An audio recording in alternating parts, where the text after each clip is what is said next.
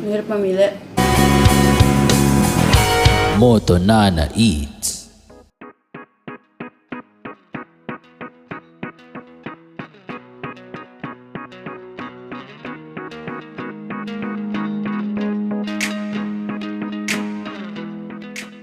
What's up mga kanamnams? We are back once again for another food review.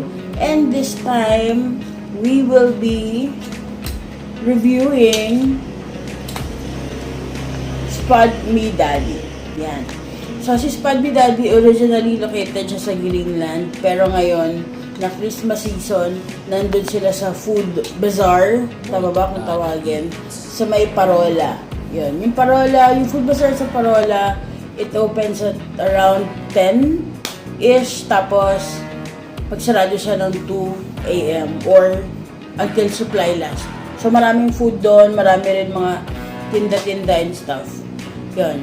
Finally, matatry na natin siya kasi last time hindi natin ito na-try. So, ano ba yung difference niya dun sa mga ibang spud potato sellers or stores? Let's see. So, this one is the thick and cheesy. No, thick and cheesy. Yan.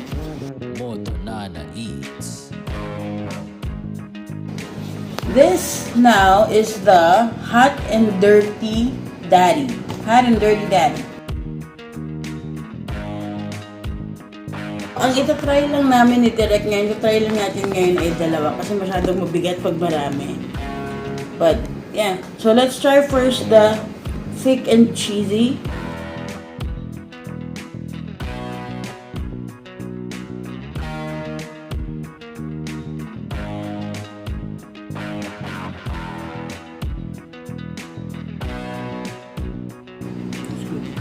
From what I've heard, yung owner ng Spud Me Daddy, nasa UK sila before.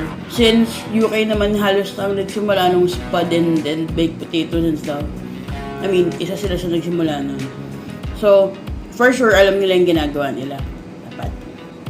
So, yung meat niya parang chili con carne. Pero, ayun nga, ilalagay ko sa yung description.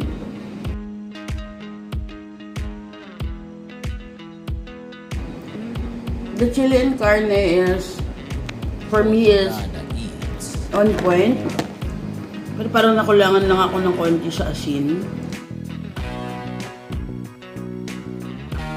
Tapos papataste muna natin si Direct bago natin i-rate. Kasi dalawa naman kami nag-rate. Pero by far, parang alam ko na yung favorite ko. Favorite talaga. Moto Nana Eats. Mahirap mamili. And then, dito naman sa Hot and Dirty Daddy. Normally, ang natitikman namin na, again, dito, walang issue naman to. Like, sinashare lang namin yung opinion namin. Normally, pag sinabing chili con carne, kadalasan may kasamang yung beans, or kapag medyo tipid-tipid pork and beans, na sinasama dun sa ano. Pero okay lang. Medyo bias ako dito. Gusto ko siya. So, anyway, ang rate natin sa thick and cheesy ay 4. 4 over 5. Ang rating natin sa Hot and Dirty Daddy ay 4.1. kasi nga bias ko siya. So, 4.1. Pero ang nagustuhan namin ni Derek overall sa Spud Me Daddy ay malalasahan mo yung differences sa isa't isa. Alam mo na ito yung kinakain mo, alam mo na ito yung kinakain mo. Hindi yung iba na kahit iba yung ilagay na toppings or sauce, iisa lang yung lasa niyang lahat, parang nag-iba lang ng name or whatever. Pero ito, solid, ayos.